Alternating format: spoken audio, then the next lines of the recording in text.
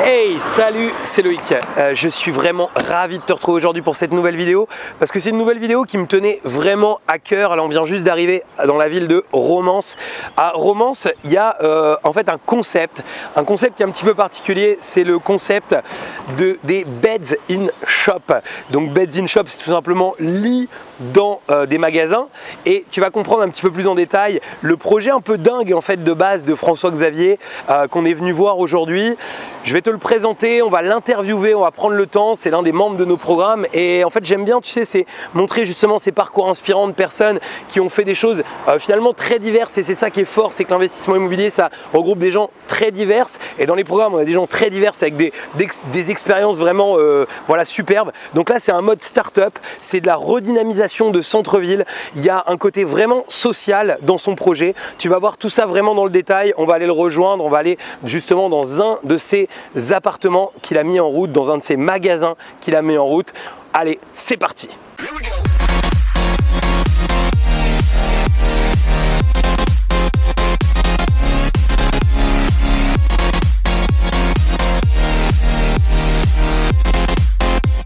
Alors juste avant de démarrer, je vais t'inviter à t'abonner à cette chaîne, à rejoindre des milliers d'investisseurs et d'entrepreneurs qui l'ont déjà fait. Pour ça, tu as juste besoin de cliquer sur le bouton s'abonner qui est apparu dans cette vidéo ou juste en dessous de la vidéo. Et surtout, n'oublie pas la petite cloche pour être prévenu à chaque fois que je publie une nouvelle vidéo. Je t'ai mis aussi un lien vers le guide de l'investissement, ce guide PDF qui te permet de pouvoir démarrer sereinement des investissements rentables. Et si tu déroules juste en dessous, eh bien, tu verras plein de possibilités, des webconférences gratuites pour aller beaucoup plus loin sur l'investissement locatif, des propositions aussi de formation, des choses qu'on a qui sont à notre catalogue. Donc on est en train de marcher, il fait hyper chaud là, il doit faire au moins 30-35 degrés, ça fait vraiment plaisir, et on est en train de marcher dans des toutes petites ruelles qui sont vraiment magnifiques, et on va arriver très vite dans justement le premier Bed in Shop que François Xavier a mis en place.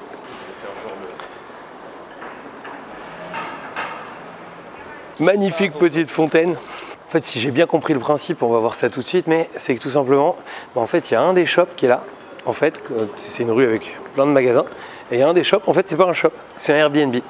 Donc, on va tomber dessus dans quelques instants. Je vais regarder d'ailleurs l'adresse exacte parce que sinon on risque de se balader toute l'après-midi sans forcément tomber sur le bon. Bon, François Xavier, ça me fait super plaisir d'être arrivé. Je te redis bonjour. Avec grand plaisir. En face de tout le monde, ça fait plaisir. On a fait le tour, alors on va te mettre des images, tout ça, parce que finalement il y a plein de choses à dire. Je sais même pas en fait exactement par où je vais commencer, mais moi ce que j'ai envie de te poser en première question, c'est un peu quel est ton parcours un peu en amont. J'aime bien moi connaître, tu sais, un peu le cheminement des gens. Alors je pense que tu dois de ce que j'ai appris sur toi jusqu'à maintenant, de ce que je vois, ce que tu fais, je pense que tu as un parcours très large, et l'idée c'est que la vidéo fasse pas forcément 1 heure, mais si tu peux nous en quelques mots nous dire un petit peu comment tu es arrivé à Bed in Shop, à ce projet dont on va parler bien sûr juste après. Donc pour faire super court, maîtrise d'histoire, Ouais. 3e cycle de ressources humaines. Direct après, je suis parti au Chili, j'ai monté un restaurant, je suis resté une dizaine d'années au Chili. D'accord. Ma femme est chilienne, mais mon fils est né au Chili. Après, je suis rentré, j'ai fait courtier en fruits pendant les 13 années suivantes. D'accord. Donc les fruits d'ici, donc super intéressant aussi. Et puis j'ai voulu changer, et puis j'ai voulu... en fait, Bed in Shop, c'est né il y a 2 ans, en avril 2017. Je me promenais dans ma ville, il y avait des boutiques vacantes de partout. Il y avait des jeunes qui étaient désœuvrés, qui étaient là, et il y avait des palettes. Et tout d'un coup... Il y avait des palettes. Oui, il y avait des palettes par terre, ouais, c'est ça, et c'est vraiment ça, il y avait des palettes par terre. Excellent. Et tout d'un coup, dans ma tête, ça a fait ding ding ding, et je me suis dit, bon, on va prendre les jeunes, on va construire du mobilier avec les palettes, et dans les boutiques, on va faire dormir les gens.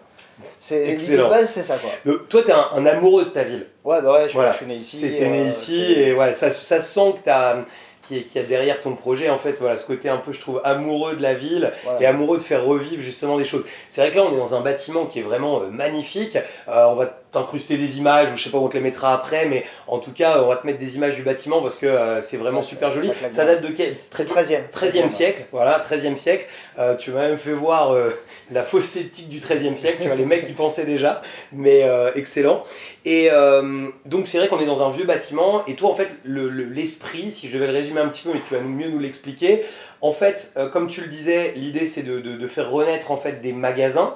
Donc c'est vrai que les magasins aujourd'hui dans les centres-villes c'est une vraie problématique. problématique. Avec Internet, avec tout ça, ça se meurt complètement. Il y a des locaux commerciaux vides partout.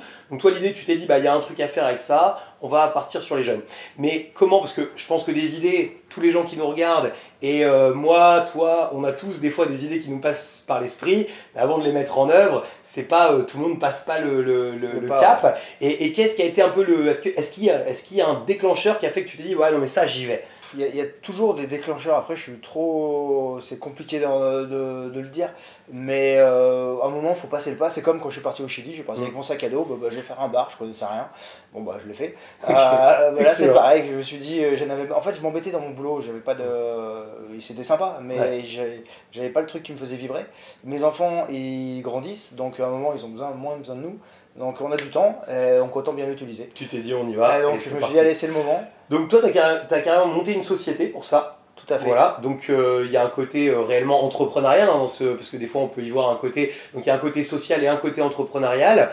Et donc du coup tu as réussi, tu t'es associé avec quoi, des associations de quartier pour les jeunes, avec la mairie, avec Alors, il y a un écosystème qui est assez complexe. Le but du jeu, on va commencer par le social. Donc, ouais. Le but du jeu à terme, ce serait de monter une SIC. D'accord. Une SIC, c'est un peu comme une SCOP. Ouais. Une SCOP, c'est une entreprise qui appartient à ses parties prenantes. Tout à fait. Aux ouvriers qui travaillent dedans. Ouais. Et une SIC, ça appartient à ses parties prenantes. C'est un projet qui appartient à ses parties prenantes. D'accord. Donc dans une SIC, on peut mettre les collectivités territoriales telles que des mairies, l'office du tourisme, on peut mettre des assos, on peut mettre des entreprises, on peut mettre des bénévoles. Tout ça, ça peut faire partie d'une SIC. Okay. Donc le but du jeu, nous, pas maintenant parce qu'on est trop jeune, mais à terme, c'est de faire une SIC.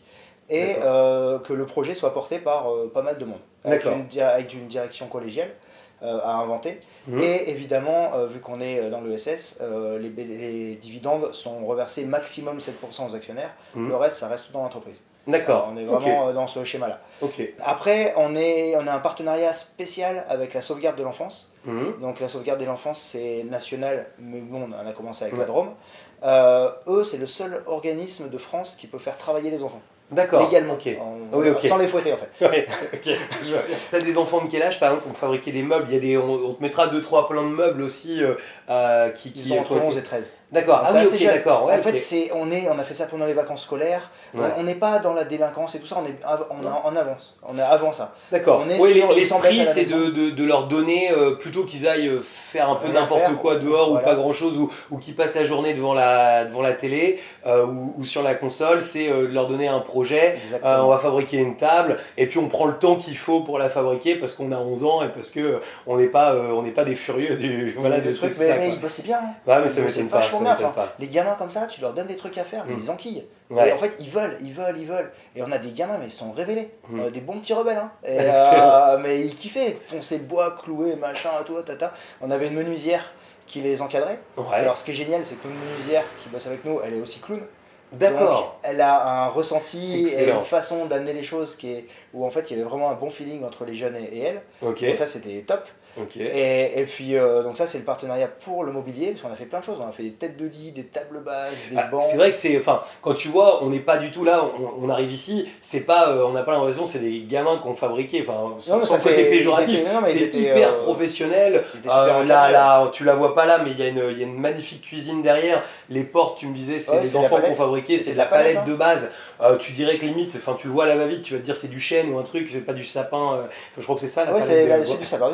Ouais, bravo. Et tu vas te dire limite c'est du chêne parce que c'était vieilli tout ça. Porte de salle de bain, on est quasiment au côté médiéval. C'est vrai qu'on n'a pas du tout l'impression que c'est des enfants qu'on travaille ici. C'est cool. Il y a une belle cohérence après avec toute l'équipe déco parce qu'on a une équipe déco qui nous suit et donc après là ça nous amène l'équipe déco au côté écologique. D'accord. Donc on bosse avec Emmaüs, on bosse avec la ressourcerie verte qui est d'ici et on recycle plein d'objets qu'on détourne, qu'on transforme ou pas.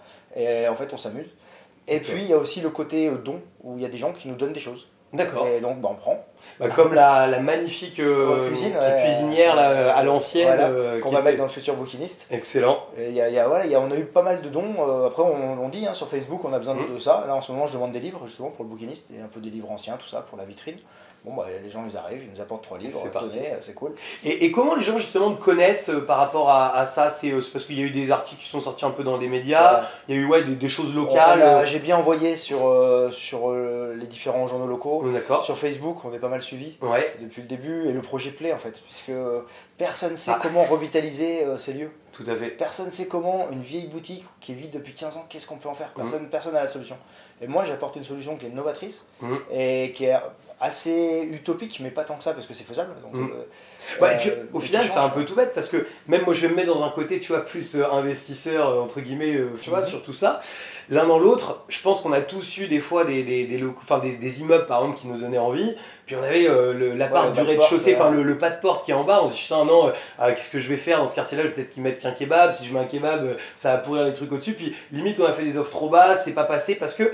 Mais on n'avait pas ce genre d'idée de dire, bah, attends, non, mais je garde la vitrine, j'ai pas besoin, parce qu'à l'inverse, sinon tu peux faire une demande pour réhabiliter ça et puis le repasser en habitation, mais ça demande de reconstruire, de remettre des fenêtres et tout. Bah non, là c'est carrément beaucoup plus joli quand on va passer devant, parce que on a tout de suite, et c'est pas, il y a un petit peu plus de travail, mais c'est pas si compliqué que d'amener et ce qui est important en fait, parce que c'est pas légal sinon, ce qu'on fait c'est qu'on change pas la dénomination d'origine, on reste une boutique, donc on vend des choses.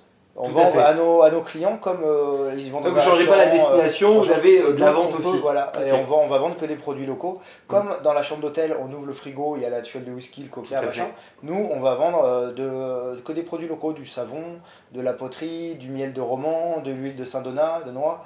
Vraiment tout ce qui est produit ici. Et nos clients, bah, ils prennent ce qu'ils veulent et puis ils laissent le chèque ou l'argent liquide et puis voilà, c'est tout. Alors, ce qui est cool aussi, je trouve, dans ton projet, c'est tu as des propriétaires en fait, parce que en réalité, toi, tu n'achètes pas de biens.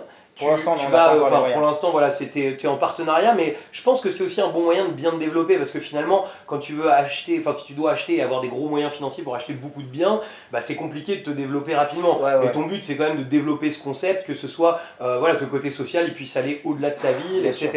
Et en fait, ce qui est fort, ce que tu m'expliquais, c'est que du coup, donc, c'est un propriétaire, ou des propriétaires qui en fait ont des biens qui sont vides depuis longtemps, qui en réalité te les confie, et il y a un espèce de deal donnant-donnant là-dessus. Explique-nous un petit peu plus, parce que je pense même qu'il y a des gens qui nous regardent, qui ont peut-être des locaux commerciaux qui sont vides, comme là celui que tu m'as montré avant, le bouquiniste qui était vide depuis 15 ans, ou ici qui était vide depuis très longtemps, qui peuvent avoir l'envie je pense peut-être de faire appel à tes services, quoi. Ouais, bah, de toute façon, on va s'étendre dans d'autres villes. Le but du jeu, c'est quand on loue un lieu, le propriétaire, celui à qui appartient le local, paye les travaux. Nous, on les dirige par contre, parce que nous, on sait ce qu'on veut. Nous, on dirige les travaux. Oui, puis vous savez ce qui fait que ça va vendre. Voilà, aussi. On a tout notre concept. Vous êtes formé autour d'Airbnb, autour de tout le concept. Vous savez ce qu'il faut pour que ça marche. On veut du simple, on veut de l'efficace, on veut du joli, on veut tout ça ensemble. Et on sait faire.